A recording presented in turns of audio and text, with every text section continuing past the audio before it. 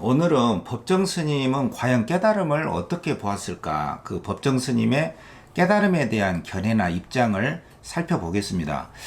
우리가 어떤 사람의 그 깨달음에 대한 입장이나 견해를 살펴본다는 것은 그 사람에 대한 흠모의 마음이 전제가 되어 있습니다. 부처님 당시에도 그 부처님의 그 언행과 그 모습을 보고서 수많은 사람들이 어떤 수행을 했느냐, 그리고 어떠한 깨달음에 이르렀길래 이러한 모습을 갖추게 되었습니까? 하고 이렇게 묻는 사람들이 있었습니다. 그 사람들을 토대로 해서 교단이 이제 결성이 되고, 부처님 인멸 이후에도 1차, 2차, 3차 이러한 수많은 결집이 있었고, 그러한 결과로 인해서 이제 우리가 흔히 말하는 경율론이라고 하는 3장이 이렇게 우리 손안에 남게 돼서 우리가 부처님의 가르침에 따라서 수행도 하고 자유와 행복에 이르는 삶을 우리가 꾸려나갈 수 있게 된 거죠. 그렇기 때문에 이 법정 스님의 그 깨달음에 대한 이해나 입장을 우리가 살펴본다는 것은 법정 스님의 뭐 어떤 깨달음의 수준이나 정도를 측정하고 평가하자는데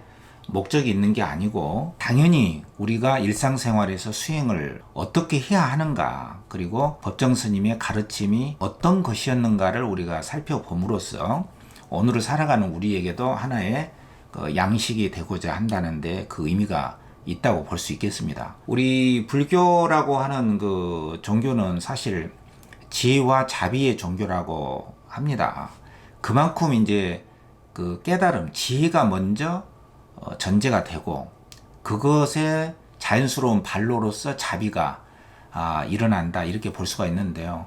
그래서 불교의 역사는 깨달음의 역사다, 뭐 이렇게 말할 정도로 깨달음은 중요하게 다뤄지고 있는 것이고, 그 깨달음에 대한 논쟁도 굉장히 많았습니다. 그래서 불교를 뜻하는 뭐 기본적인 용어로서 그 보디라고 하는 말 자체가 깨닫다, 보다 이런 뜻이고, 뭐 보디사트바 산스크리트어로 그게 바로 이제 보살이 된 것이거든요.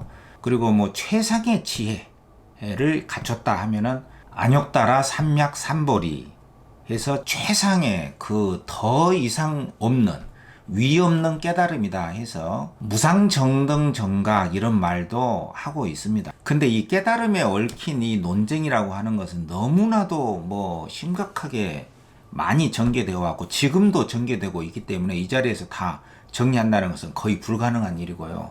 이제 크게 보면은 부처님의 인멸 후에 전개된 그 초기 불교에서 부파 불교, 그 다음에 대승 불교 이르기까지 막 이렇게 갈라지면서 깨달음에 대한 수행법이나 그 깨달음의 내용을 엄청나게 달라지게 되는데요. 우리나라의 경우에는 뭐 다 알고 있다시피 인도에서 바로 들어온 게 아니지 않습니까? 중국으로 달마대사가 건너가면서 달마대사에 의해서 쭉 중국에서 중국식으로 변형된 그 불교가 쭉 이어지면서 육조 해능에 이르러서야 완전히 이제 그 중국의 선종사에서 획기적인 전환이 일어나게 되는데, 이에 따라서 이제 깨달음에 대한 논란도 정말 어떤 그 궁극적인 실제가 있는 것이냐, 아니면은 그 과정 중에 있는 것이냐, 궁극적인 실제냐 과정이냐, 이런 논쟁도 있고요.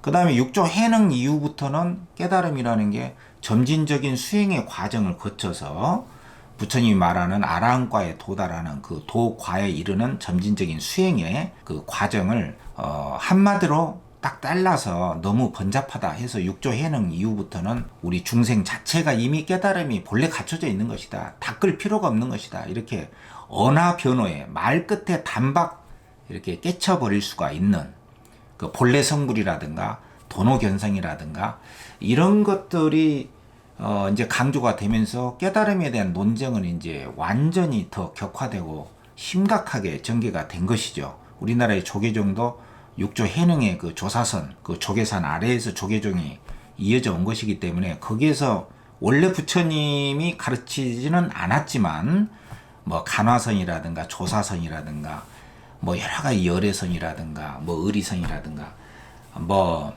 조동정이라든가 이런 여러 가지 교파들이 형성이 되면서 그 깨달음에 대한 수행의 방법이나 깨달음의 그 내용에 대한 논쟁은 우리가 정신을 차릴 수 없을 정도로 심각하게 변해왔다, 이렇게 볼 수가 있겠습니다. 다만 오늘 이 자리에서는 우리에게 많은 의미로운 법문을 주셨고 또 우리에게 지혜로움을 선사해 주고 가셨던 법정 스님의 생전에 쓰셨던 글 3편, 그 3편을 가지고 법정 스님의 생각하는 그 깨달음은 과연 어떤 것이었느냐를 통해서 한번 살펴보도록 하겠습니다. 그 책은 이 맑고 향기롭게라고 하는 책 속에 들어있는 수필을 3개를 제가 골랐습니다. 여기에 제 책장을 뒤져보니까 2010년에 스승의 날을 기리면서 해서 우리 대치동에 있는 로고스 학원 원장님이셨던 오수정 그 원장님이 저한테 책 선물로 주신 것이 발견이 됐어요. 그래서 이성원 선생님께 건강과 행운이 늘 함께 머물기를 기원합니다. 이렇게 해서 주신 책이 있는데 참으로 감사한 마음입니다.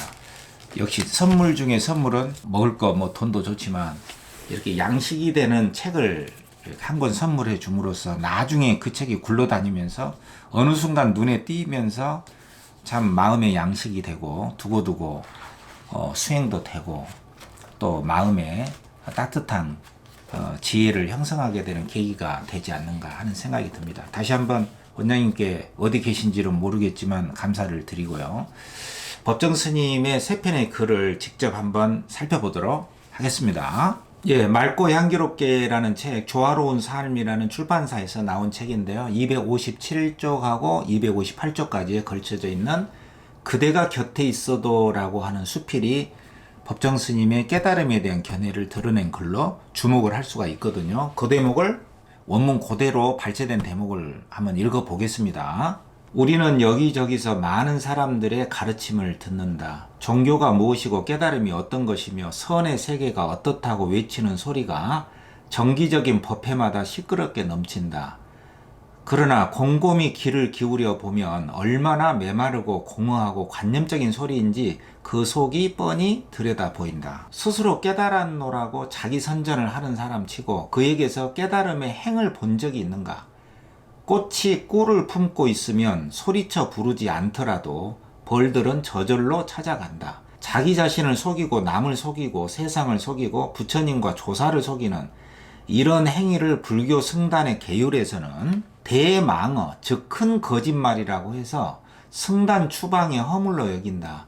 진정한 삶의 이해에 도달하지도 못한 사람이 어떻게 깨달음의 세계에 도달할 수 있단 말인가? 자, 이렇게 법정 스님은 깨달음에 대한 견해를 직접 글로 남기셨습니다. 이 글에 나타난 법정 스님의 깨달음에 대한 견해를 잠깐 해설을 해보자면요. 첫 번째는 깨달음은 개념이나 관념이 아니라 행이다. 행동이 곧 깨달음이라는 뜻이죠. 실천적 행동으로 드러나는 깨달음이 아니라면 자신과 세상을 속이는 것이다. 이렇게 말씀을 하셨습니다. 깨달음은 저절로 언행을 통해 드러나는 것이다. 라고 하셨고요. 두 번째는 깨달음이라고 하는 것은 진정한 삶 또는 삶의 진정한 이해와 직결되는 것이기 때문에 깨달음은 이러한 진정한 삶이나 삶의 진정한 이해가 전제된 것이다 라고 볼 수가 있습니다. 그러니까 깨달음이라고 하는 것은 삶에 대한 이해가 전제가 된 것이다 이렇게 볼 수가 있는 것이죠. 이해라고 하는 것이 곧 지혜고요. 정견과 상통하는 것이고 삶을 수용하고 넘치지도 모자라지도 않게 수용하고 적극적으로 받아들이는 바탕이 된다. 이렇게 볼 수가 있습니다. 세 번째로 정리할 만한 것은 깨달음이라는 것은 일상적인 삶에서 그리고 전인격적인 차원에서 자연스럽게 드러나는 것이기 때문에 저절로 감화되는 덕목이다. 감화를 시킬 수 있는 덕행이다. 이렇게 본 것이에요. 안과 자신입니다. 바깥으로 타인이죠. 안과 바깥으로 고요하게 돌아보게 하는 실천적인 행으로 이어짐으로써 그 깨달음이라는 게 그 영향력이 스스로 드러나는 것이 바로 깨달음이다. 그러니까 자기 자신하고 자기 자신의 마음과 행동도 고요하게 하고 돌아보게 하고 그 바깥에 있는 타인도 스스로를 돌아보게 하는 그런 정도의 감화를 일으킬 수 있는 실천적인 행위 깨달음이다. 어떤 개념이나 관념이 아니다라고 이렇게 분명하게 글 속에서 말씀을 하셨습니다. 자, 맑고 향기롭게 똑같은 출판사 215, 216쪽에 있는 수필인데요. 빛과 거울이라고 하는 수필 속에서도 법정 스님이 깨달음을 어떻게 보셨는지를 아주 명징하게 보여주고 있는 수필입니다. 자, 또 읽어 보겠습니다. 앞에 부분에 여러 이름 없는 노스님들의 일화들이 쭉 있는데 그 부분은 제가 좀 생략을 했거든요. 이런 노스님들은 참선이 어떻고 화두가 어떻고 견성이 뭐라고 말하는 일이 별로 없다. 그저 묵묵히 몸소 행동으로 보일 뿐이다. 대개의 경우 뭘 알았다고 자기 과시에 열을 올리는 스님들한테는 수행자의 덕성인 겸손과 단순과 청빈과 온유함을 찾아보기 어렵다. 서슬이 푸른 오만과 독성과 아집이 보통 사람들보다 훨씬 진해서 자리를 같이 하게 되면 마음이 편치 않고 피곤하다. 선가에 한고추란 용어가 있는데 달아서 무딘 송곳을 가리킨 말이다. 수행자의 경지가 원숙해져서 서슬이 밖에 드러나지 않음을 뜻한다. 그러니 서슬이 푸른 것은 미숙함을 드러냅니다. 알면서도 그 알매 걸려있지 않는 성숙한 지혜가 귀하다. 자기가 알고 있는 지식이나 도로서 자만한다면 그는 결코 선지식일 수 없다. 관념의 찌꺼기인 상이 있으면 진짜 수행자가 아니라고 대승경전에서는 입이 닳도록 말하고 있지 않던가. 수행자에게 중요한 것은 학식이나 지식이 아니라 지혜롭고 자비스러운 행동이다. 종교란 회색의 이론이 아니라 살아있는 행동이기 때문이다. 지식은 자만을 가져오지만 사랑은 덕성을 길러준다. 투철한 안목과 번뜩이는 기량으로서 어리석음을 깨우쳐주는 명한 종사의 기능도 물론 필요하다. 그러나 앞에서 말한 이름 없는 노스님들처럼 수행자로서 한결같이 정직하고 겸허하고 꿋꿋하게 살아감으로써 후학들에게 끼치는 덕화는 보다 더 소중하다. 사람을 본질적으로 감화시키는 것은 그럴듯한 말에 있지 않고 몸소 움직여 보이는 행동에 있다. 좋은 말을 한다는 것과 그 말을 행동으로 옮긴다는 것은 별개의 문제다. 그 사람의 행위가 그 사람의 지식보다 뛰어날 때 그 지식은 유익하다. 그러나 그 지식이 그 사람의 행위보다 크게 드러날 때 그 지식은 무익한 것이다. 진짜 수행자는 그 어떤 종파를 막론하고 앞뒤가 툭 트인 단순성의 가장 큰 기쁨을 느낀다. 이렇게 글을 쓰셨습니다. 깨달음은 어떤 현학적인 말 차원에서 이루어지는 게 아니다라는 것이죠. 자, 이 법정 스님의 말씀도 잠깐 해설을 더 해보자면요. 첫 번째는 수행자의 깨달음은 관념이 아닌 덕행, 다시 말해서 겸손하고 단순하고 청빈 그리고 온유함으로 드러난다. 이걸 강조를 하셨습니다. 그 다음에 두 번째는 알매 걸리지 않는 지혜가 중요함을 강조를 하셨습니다. 이 말은 장자의 그 심재할 때라고 하는 글과 굉장히 유사한데요. 뭐 이 심재는 마음을 굶긴다, 마음이 가난하다 이렇게도 볼 수가 있고요. 마음을 비운다, 뭐 마음을 고요하게 한다 이렇게도 볼 수가 있거든요. 현암사에서 나온 오강남 그 비교 종교학자의 풀이가 있는데 그 대목을 한번 읽어보겠습니다. 법정 스님의 그 알매 걸리지 않는 지혜 이 내용하고 몹시 상통하기 때문에요. 장자의 심재할 때라는 그 구절이거든요. 알미 있어 안다는 말은 들었겠지만 알미 없이 안다는 말은 못 들었을 것이다. 여기서 알미 없이 안다는 말은 못 들었을 것이다. 이 말을 하고 있는데요. 이 장자에서 이 말은 안회라고 하는 공자의 제자가 질문을 하니까 그 공자가 답변해 준 말이거든요. 여기서 알미 없이 안다. 이 말은 자기 과시라든가 욕심의 바탕을 둔 분별적인 암, 그 지식이 비워졌을 때야 비로소 참된 알미 드러난다. 이렇게 볼 수가 있겠습니다. 마음이 충분히 비워지고 고요해졌을 때 그때 비로소 현실 세계 또 정치 세계에도 나아가서 네가 어떤 행동으로 실천할 수가 있다. 그 이전에는 안 된다. 라고 안회에게 공자가 준 말씀을 장자에서 수록하고 있는 것입니다. 예, 또 맑고 향기롭게 수록되어 있는 글인데요. 오늘 하루 내 살림살이라고 하는 굉장히 흥미로운 글이 있습니다. 법정 스님의 하루의 그 법정 스님의 일상사가 어떻게 돌아가고 그 일상사 속에서 어떻게 수행을 하고 너무나 평범해 보이지만 그러한 삶 자체가 어떤 깨달음과 관련이 있다는 글인데요. 이렇게 그냥 툭 까놓고 밝혔어요. 한번 읽어보겠습니다. 오늘 하루 내 살림살이.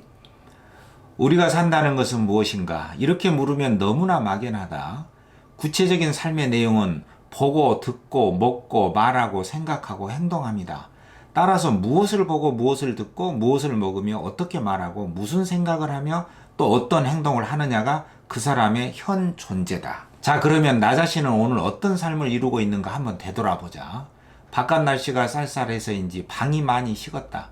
예정보다 30분쯤 늦게 일어났다. 지난밤 자다가 깨어 허균이 엮은 한정록, 숨어 사는 즐거움을 다시 읽었다. 옛사람의 자취에서 오늘을 사는 우리들은 배울 바가 참으로 많다. 어떻게 사는 것이 사람다운 삶인가를 배울 수 있다. 가끔 이 책을 읽고 있으면 사는 일이 풍류로 이어져야 한다는 생각이 든다. 아침 예불을 마치고 나면 냉수를 2컵 마신다. 공복에 마시는 냉수는 목을 축일 뿐 아니라 정신까지 맑게 씻어준다. 나는 지금 이 글을 쓰면서 가을바람에 나부끼는 물든 잎들을 내다보고 있다. 나는 또 무슨 소리를 들었는가? 아침 식탁에서 바흐의 판타지와 푸가를 들었다. 또 무엇을 먹는가? 아침은 대개 빵 한쪽에서 차 한 잔, 바나나와 요구르트가 있을 때는 그것을 한 개씩 곁들이기도 한다. 점심과 저녁을 위해 미리 쌀과 잡곡을 물에 불려둔다.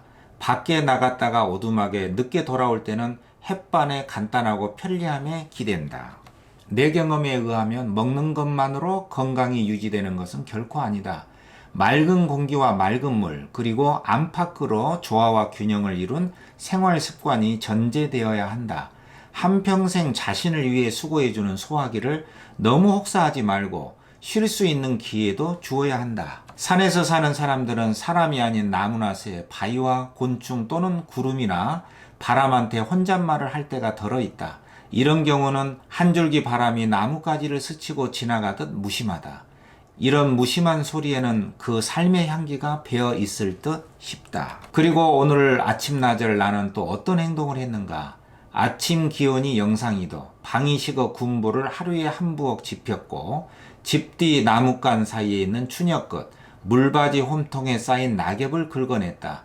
눈이 쌓여 얼어붙으면 물바지의 구실을 할 수 없기 때문이다. 오늘 나는 이와 같이 보고 듣고 먹고 말하고 생각하고 행동했다. 이것이 바로 현재의 내 실존이다.